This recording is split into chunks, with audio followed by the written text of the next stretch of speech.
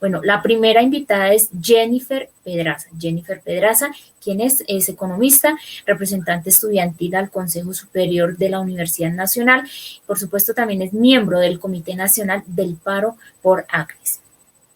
Otra de nuestra invitada es Laura Alzate. Laura Alzate, ella es representante estudiantil ante el Consejo Superior de la Universidad de Caldas y representante regional también de ACRES del Eje Cafetero, estudiante de licenciatura en Ciencias Sociales. Entonces, ya tenemos a nuestras invitadas, ya tenemos aquí a Laura Alzate, quien nos va a acompañar en el solidario. Y bueno, Miguelito, démosle la bienvenida a nuestra primera invitada, como ya lo decía, Laura Alzate. Sí, Paulita, muchas gracias. Resaltar, antes de ir con nuestra primera invitada, que este paro que estamos hoy, este paro nacional que completa hoy 24 horas, pues se ha manifestado y se ha hecho visible, porque de los sectores más grandes que están allí día a día, porque esto es día y tarde, noche ahí, en las movilizaciones han sido los jóvenes. Entonces, hoy realmente hay una participación grandísima de jóvenes en esta situación. El 84% de los que participan ahí dicen que sí se sienten representados en el paro nacional. Entonces, y el 91% de la protesta pues están en la misma situación, ¿no? El rechazo al gobierno y también el rechazo a la violencia que hoy se está dando desafortunadamente por parte de los organismos de las fuerzas del Estado. Bueno, entonces vamos a hablar de este tema. ¿Qué es lo que inquieta? ¿Por qué los jóvenes? ¿Qué es lo que está pasando? Y por eso le damos la más cordial de las bienvenidas a Laura Alzate. Laura Alzate, muchísimas gracias por haber aceptado nuestra invitación al Solidario Vive la Noticia en el día de hoy. Bienvenida. Muy buenos días para todos ustedes, para las personas que nos están acompañando en el espacio, para las personas que nos están viendo en este momento. Qué pena con ustedes, pero pues ando como en una reunión, entonces por eso pues tengo que estar con el tapabocas. Pero muchas gracias por la invitación. No, entendemos totalmente, Laurita. También sabemos que pues hoy ahí se continúa en ese diálogo, que ojalá no sea diálogo, sino que sea negociación con el gobierno nacional y el Comité Nacional del Paro, que están pues lógicamente allí representados también la juventud a través de lideresas como Laura, como Jennifer, y pues también hay más jóvenes allí en esa situación. Una pregunta, Laurita, ¿cuál es la motivación que han tenido los jóvenes en esta coyuntura de este estallido social, tal vez sin precedentes en nuestro país?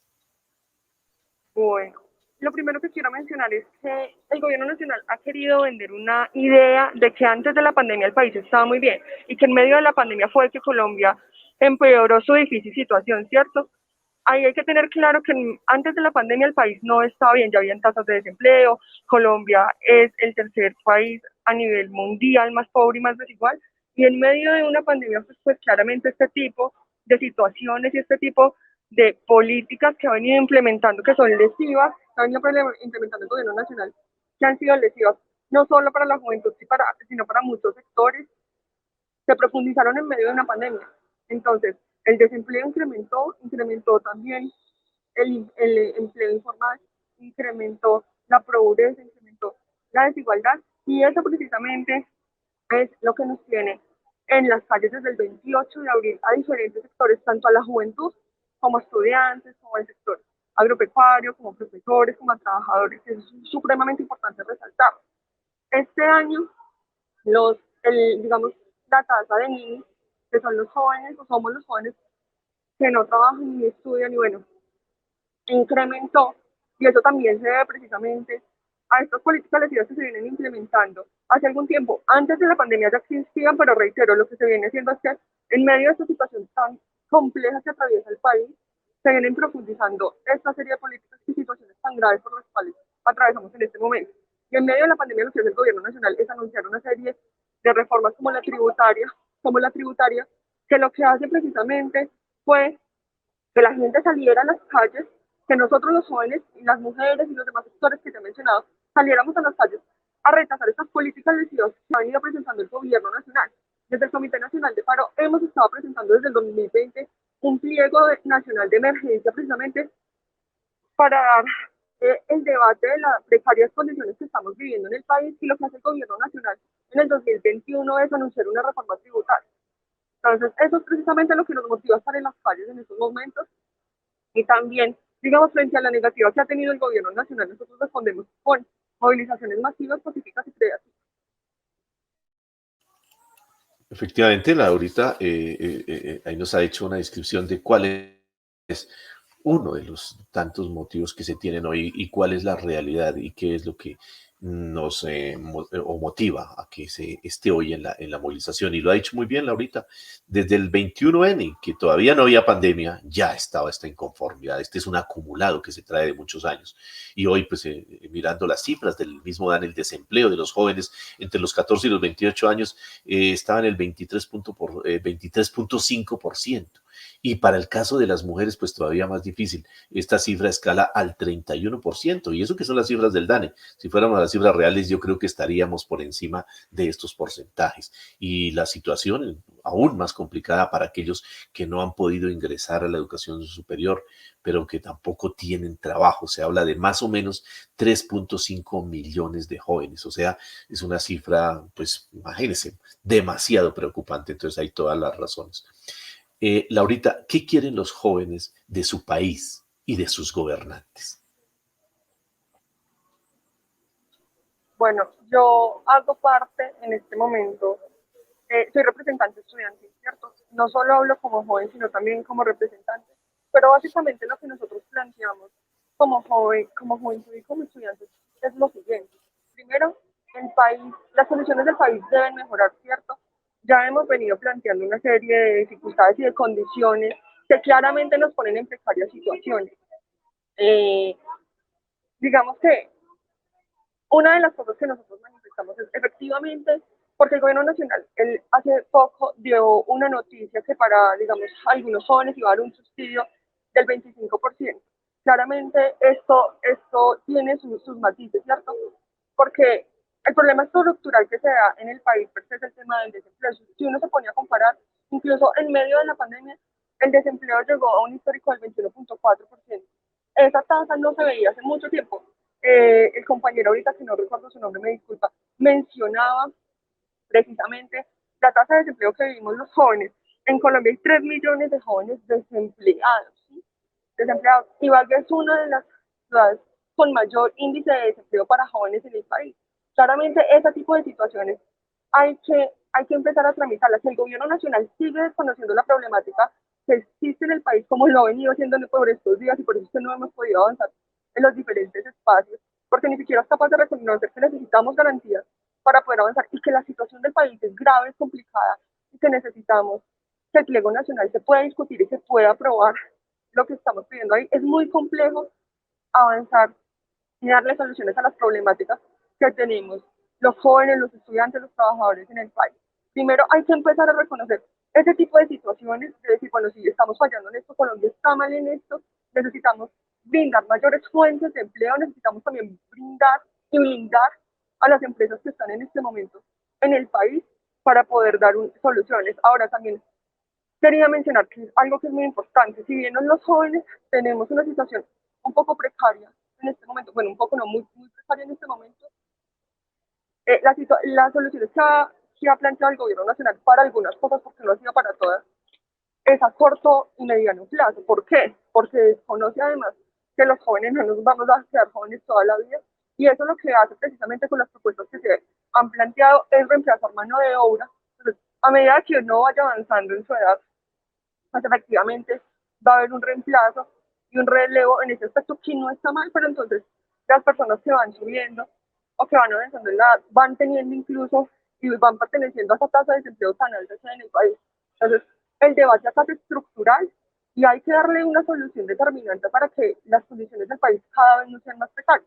Y el gobierno nacional tiene que buscar voluntad política para poder poner los debates sobre la mesa y empezar a dar soluciones.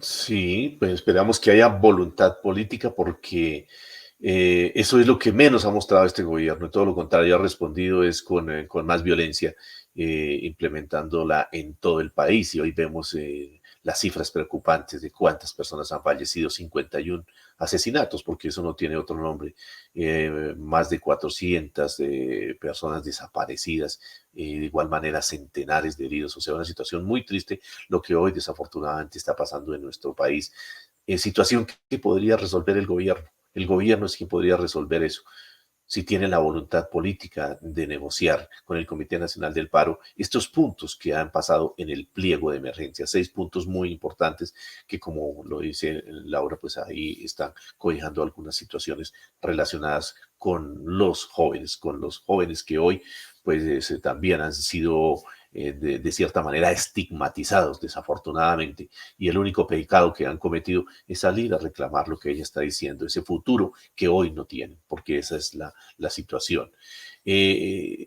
Bueno, usted nombró algo, Laurita, lo de la matrícula cero para los estratos 1, 2 y 3. ¿Este logro es una oportunidad o es un sofisma de distracción? ¿Cómo lo ven ustedes ahí ante este oportunista gobierno?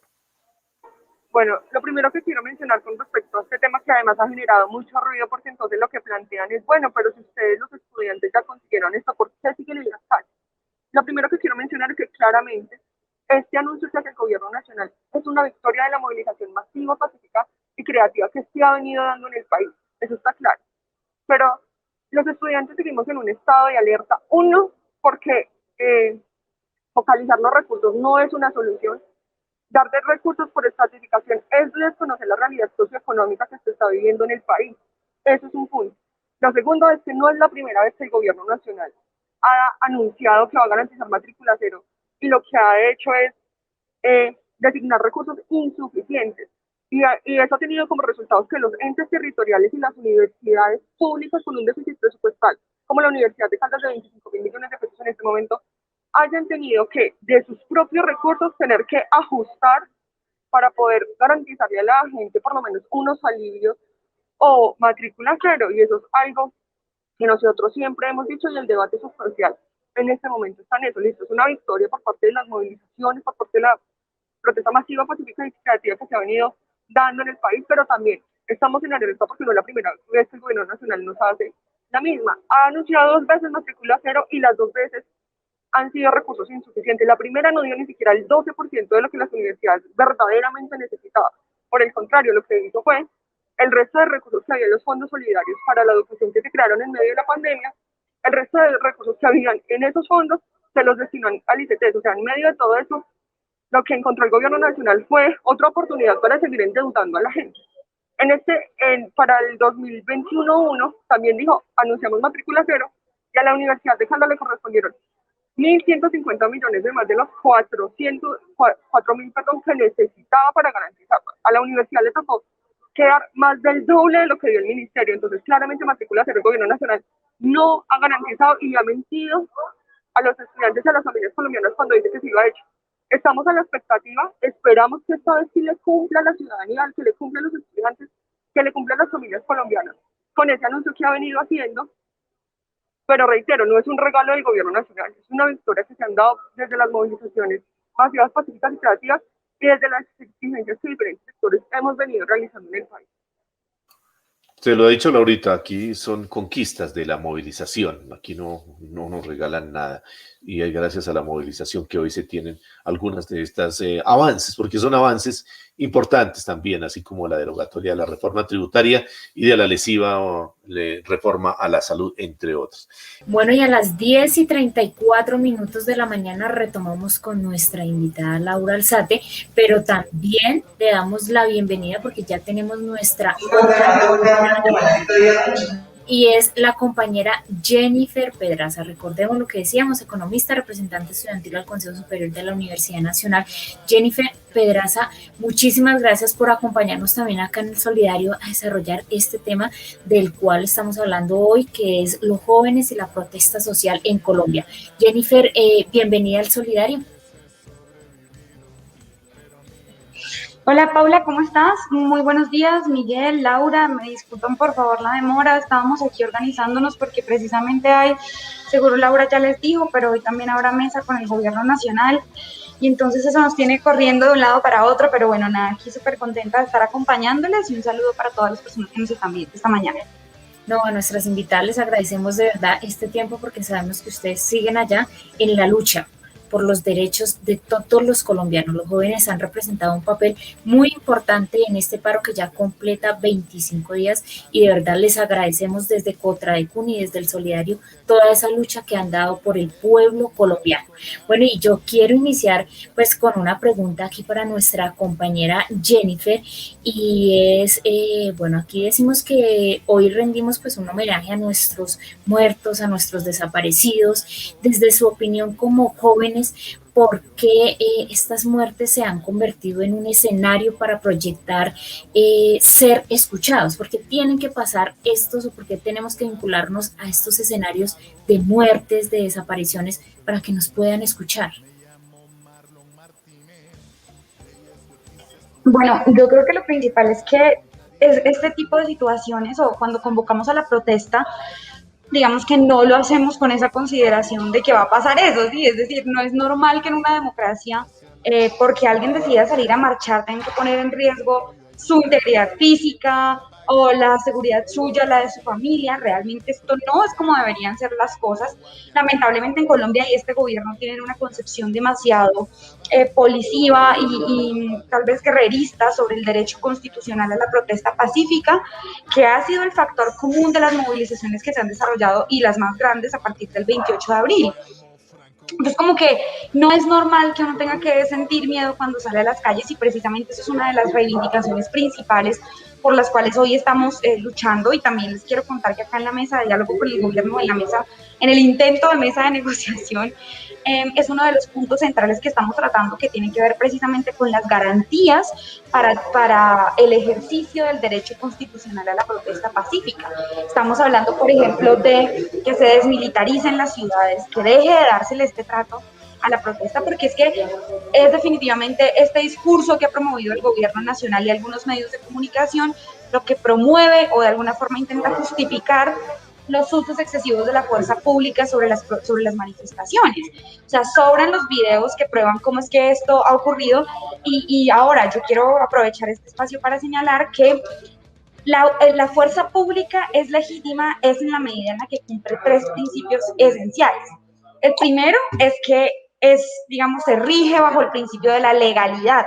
O sea, no puede hacer nada que no está contemplado en la ley colombiana. Ejemplos de cosas ilegales que han pasado. Policías no uniformados que cogieron en un camión que iban a una protesta o infiltraciones. Todo eso no está contemplado en la ley.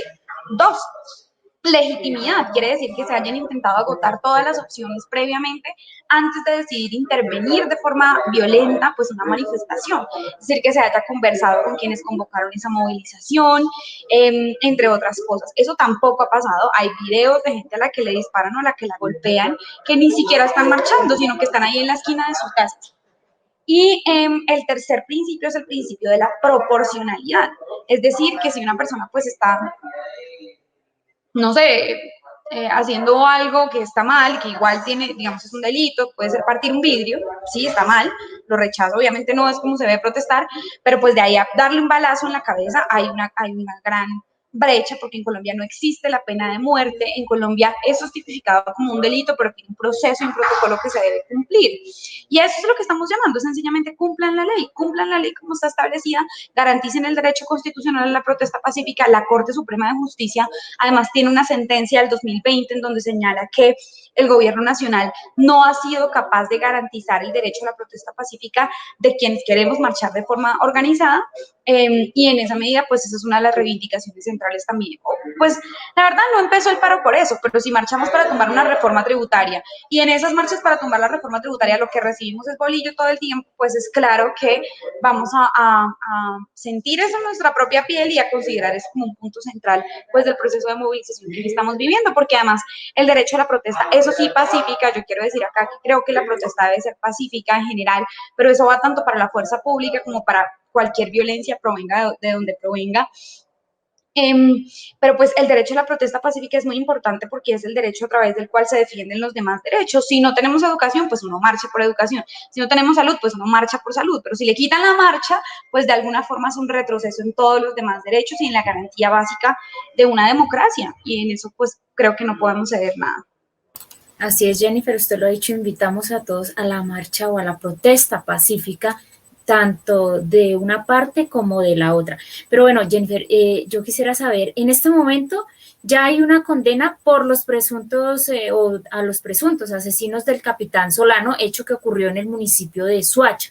En contraste a esto, ¿por qué la inoperancia y podemos llamarlo en este momento la lentitud de la justicia para los casi 50 jóvenes víctimas del autoritarismo y de la policía y por supuesto también del ESMAD, que sabemos que ha usado un poco en esta cuestión de la fuerza pública para contra las personas o contra los jóvenes que estamos manifestando?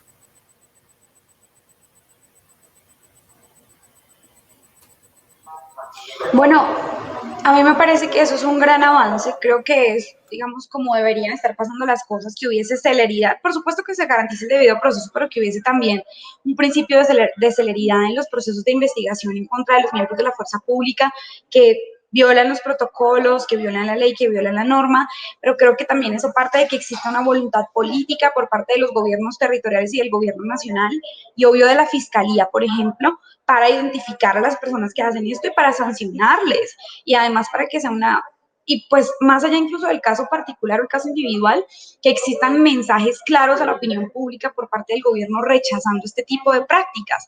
Creo que lo que hemos visto en Colombia ha sido todo lo contrario. Ha habido discursos complacientes con el uso excesivo de la fuerza pública, o sea, que el ministro de Defensa salga a decir que las marchas están infiltradas por grupos criminales y que al otro día el presidente diga que va a mandar al ejército a las marchas, cuando el ejército está hecho para acabar grupos criminales, pues es evidente que eso lo que termina haciendo es justificando que le disparen a la gente que está marchando, justificando pues todos los excesos de los que hemos sido testigos en las últimas semanas.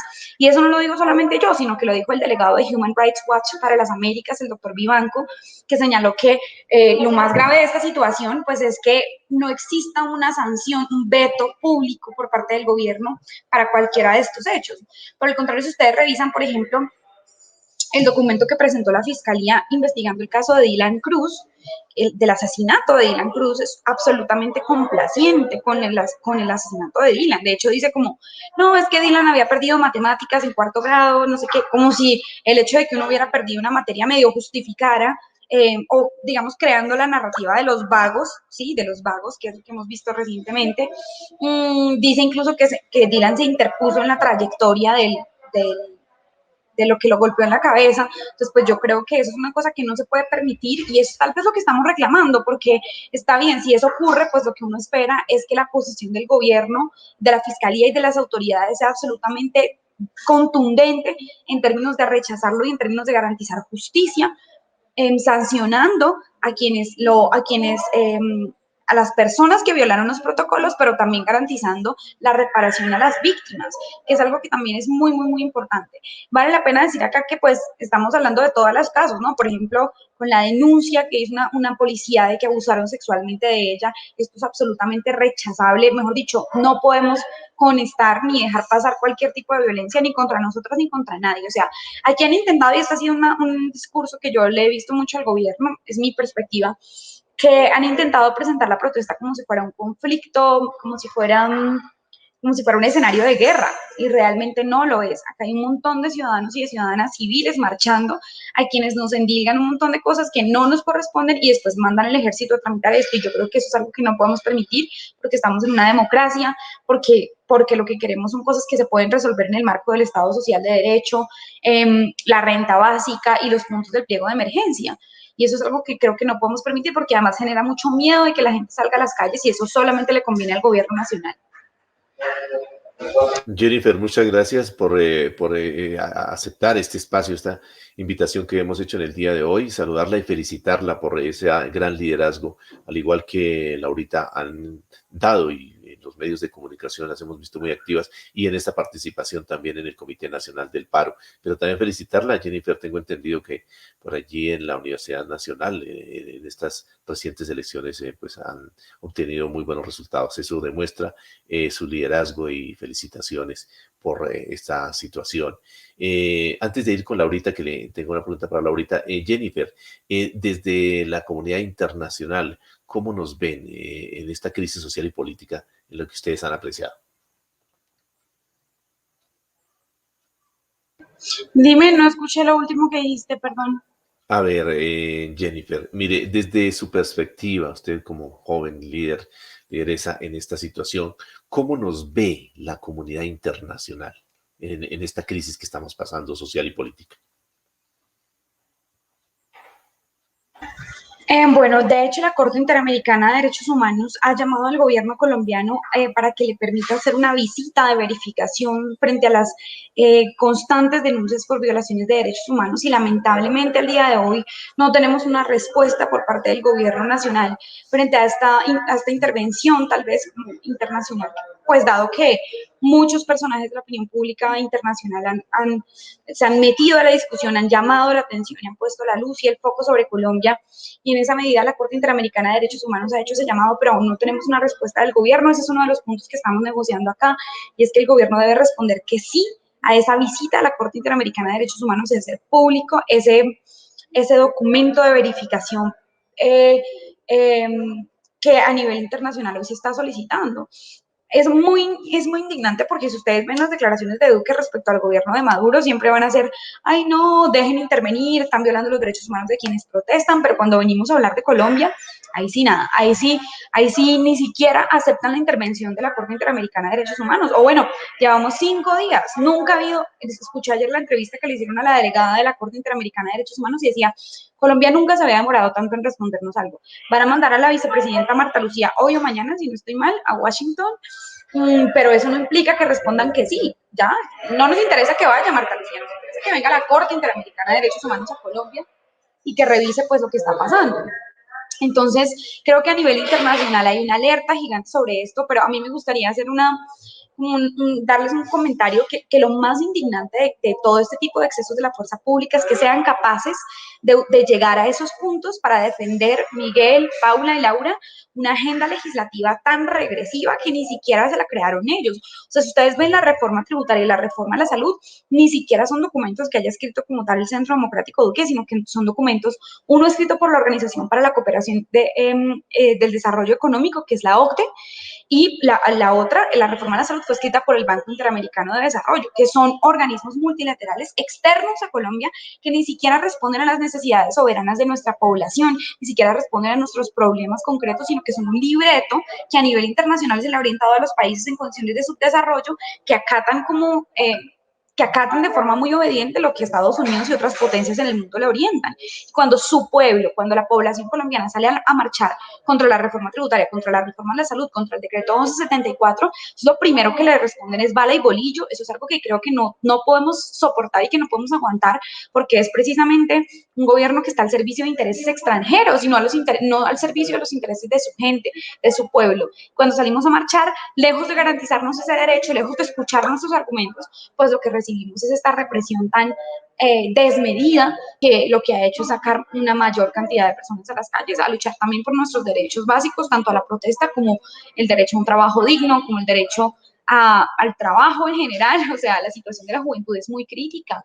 Desempleo del 31.3% en las mujeres jóvenes, el 33% de la juventud hoy es nini, que no estudia ni trabaja, y no es por vago, no es porque no queramos trabajar o estudiar, sino porque no hay cómo. Entonces, pues, frente a esa situación económica, lejos de que el gobierno resuelva esos problemas, lejos de que decida garantizar una renta básica, lejos de que decida fortalecer su industria nacional, proteger su producción nacional para que se pueda generar empleo en el agro y en las ciudades, en el campo y en las ciudades, pues lo que hace es reprimir la protesta. Entonces, creo que eso es lo más indignante, que son capaces de hacer eso solo para defender una agenda legislativa que ni siquiera escribieron ellos. O sea, es que es un copy-paste de todas esas recomendaciones internacionales que este tipo de organismos que se pretenden neutrales hacen siempre contra Colombia.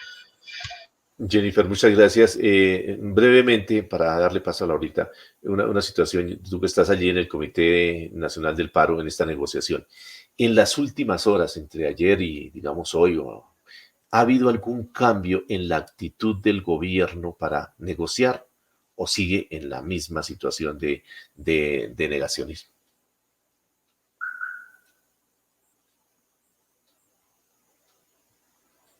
Jennifer. Perdóname, es que estoy teniendo unos líos como de conexión. Al final no te entendí lo que me A dijiste, ver, perdón. la actitud de negociación por parte del gobierno, ¿sigue la misma o ha habido alguna mejoría en pro de los acuerdos? Ok. Bueno, pues yo francamente creo que ha habido algunos avances en la posibilidad, o sea, pues cómo está dividida el proceso de negociación. Antes de cualquier negociación en particular sobre el pliego, lo que definimos fue discutir sobre las garantías para el derecho a la protesta, temas como la desmilitarización de las ciudades, como pronunciamientos condenando los usos excesivos por parte de la fuerza pública en nombre del presidente Iván Duque y cosas por el estilo.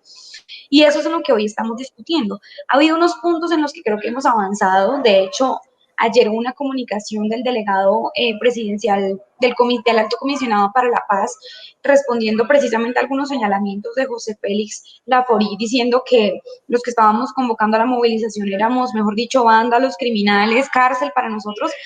El Alto Comisionado se pronunció diciendo que no debían haber estigmatizaciones sobre la gente que convocaba las marchas ni nada. Eso hace parte de precisamente la disputa y la negociación y la discusión que estamos dando en este momento sobre las garantías para el derecho constitucional a la protesta pacífica. Creo yo que habíamos estado muy atascados. El día de ayer tuvimos como algunos avances importantes, pero en eso vamos aún. Y esa es como la antesala a la negociación concreta, como la renta básica, como tumbar el decreto 1174, entre otras medidas muy importantes, por ejemplo, la adecuación de los colegios para volver a la presencialidad. Y en esa medida, pues, en eso estamos. Yo creo que hemos venido avanzando, pero para serles muy franca, todo depende de que la gente salga masivamente a las jornadas de movilización convocadas. El gobierno es así, el gobierno solamente afloja cuando salen miles y miles y miles de colombianos a las calles. De otra forma, eso no es que un día a punta de argumentos los convenzamos, ellos no son bobos. A mí no me gusta esa idea que han montado de que Duque es una persona muy, yo que sé, un huevón, un estúpido. No me gusta esa idea porque no creo que sea cierta. Yo creo que todo lo que hacen, lo hacen muy conscientes de lo que están haciendo. Y de alguna forma decirles bobo como que les quita esa responsabilidad política que tienen de ser conscientes de las consecuencias de lo que están haciendo. Ellos saben muy bien lo que están haciendo. Entonces acá no los vamos a convencer a punta de argumentos solamente, aunque es muy importante, por supuesto, la discusión, el debate y los argumentos, sobre todo de cara a la opinión pública, sino principalmente a través de la movilización de la gente en las calles. Esa es la fortaleza que podemos tener para conquistar los puntos que están señalados en el pliego de emergencia, y por eso hemos convocado para este miércoles que se viene una movilización en todas las capitales de Colombia, una toma de capitales. Pues a mí me gusta decirle así, pero es un desplazamiento de la gente a las capitales para mostrar una fuerza muy, muy, muy importante. Y el 28, que cumplimos un mes de paro nacional, vamos a realizar actos culturales, conciertos en todas las ciudades del país, y básicamente en eso estamos ahora. Depende, la negociación depende no solo de las personas que estamos en la mesa, sino de todos ustedes, todas ustedes que nos están viendo en sus casas, y de salir a marchar la semana que viene. De eso depende hasta dónde podamos avanzar y cuánto vaya a ceder el gobierno nacional. Excelente apunte, Jennifer, en esta apreciación. Laurita, qué pena que le dejamos ahí con algunas preguntas, pero retomamos con Laurita, ya vamos también para la parte final con Jennifer también.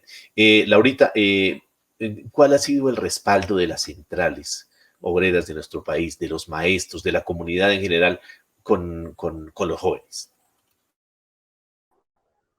De hecho, yo resalto muchísimo el trabajo que se ha venido dando en conjunto las diferentes centrales y las diferentes organizaciones que conformamos el Comité Nacional de Paro. Hemos sido muy enfáticos en el llamado a la unidad, precisamente porque eso claramente nos da muchísimo más campo, no solo para dar los debates, sino también para poner sobre la mesa precisamente esas dificultades que Jennifer y yo hemos estado socializando en el espacio. Claramente las centrales han dado los debates, no solo los debates que les compete a las centrales ni a las diferentes organizaciones, sino los debates estructurales frente a las problemáticas que se están viviendo en el país. Y de ahí precisamente por parte de ellos hemos recibido un apoyo sustancial para absolutamente todo lo que se ha venido planteando, tanto el tema de las garantías, como la problemática que están viviendo los jóvenes, como la problemática que estamos viviendo los estudiantes, la problemática que hay del desempleo en el país, la problemática que hay por la falta de, digamos, garantías para el sector agropecuario en el país, la falta de garantías que hay para las mujeres y las diversidades sexuales y demás. Entonces, claramente las centrales y los demás sectores que pertenecemos al Comité Nacional de Paro han cumplido un papel fundamental, pero también desde estos espacios se ha hecho un llamado a los sectores que aún no están agrupados con nosotros para que puedan llegar también y dar los debates respectivos frente a los, digamos, sectores que aún no se sienten como recogidos con todas las personas que estamos dentro del Comité Nacional de Paro. Laura, yo quisiera preguntarte, ¿considera que de pronto hace falta formación social y política en el tema organizativo de los jóvenes y esa lucha por la búsqueda de un mejor país?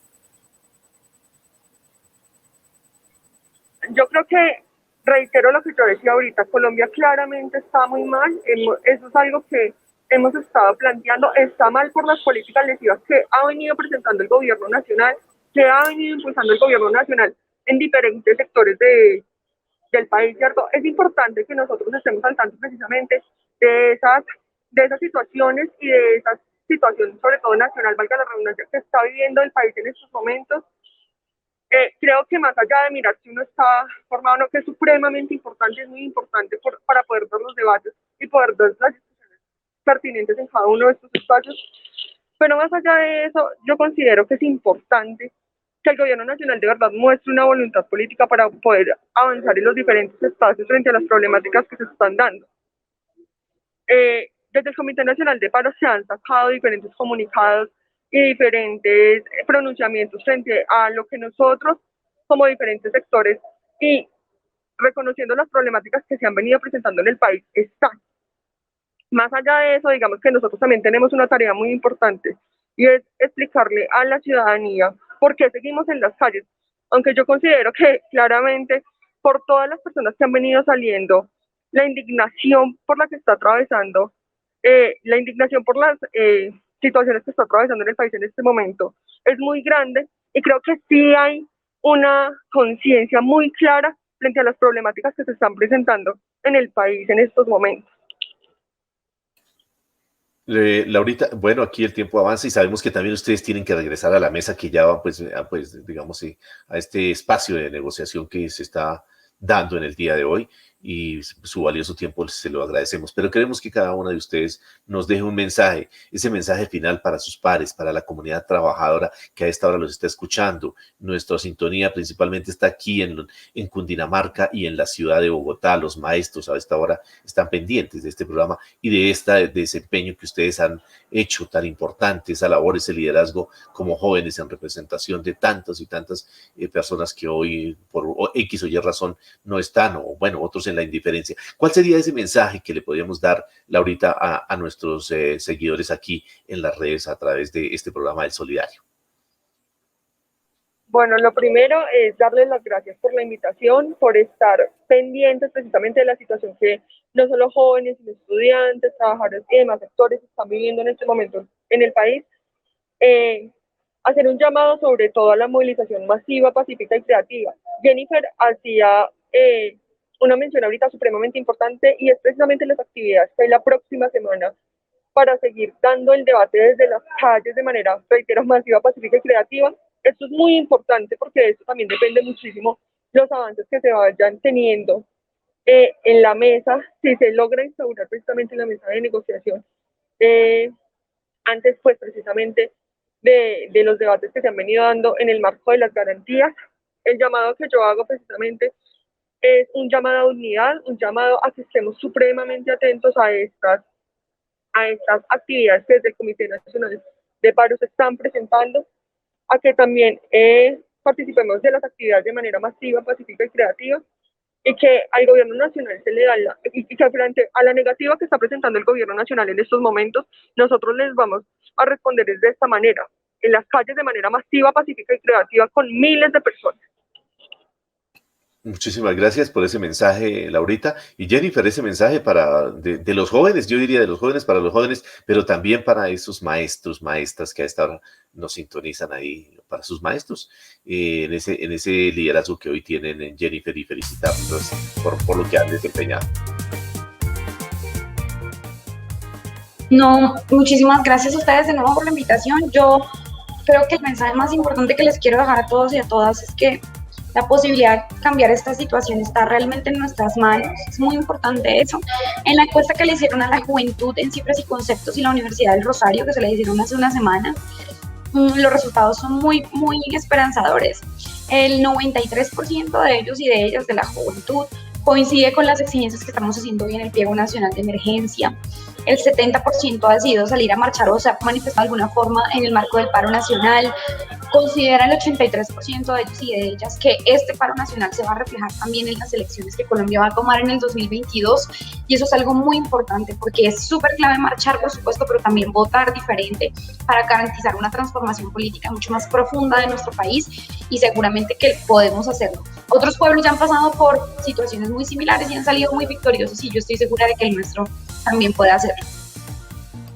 Bueno, Jennifer, entonces Paulita pues nos hace la parte final, la despedida, y el agradecimiento a ustedes y la invitación para la próxima semana. Adelante, Paulita. Así es, Miguelita. Bueno, se nos acabó el tiempo. A nuestras dos invitadas, a Laura y a Jennifer, muchísimas gracias. Y como lo ha dicho Jennifer, cambiar esto está en nuestras manos. Agradecemos a toda la juventud, a todos los gremios que están luchando por unas mejores condiciones. A ellos muchísimas gracias, porque de todos nosotros depende cambiar el futuro de Colombia.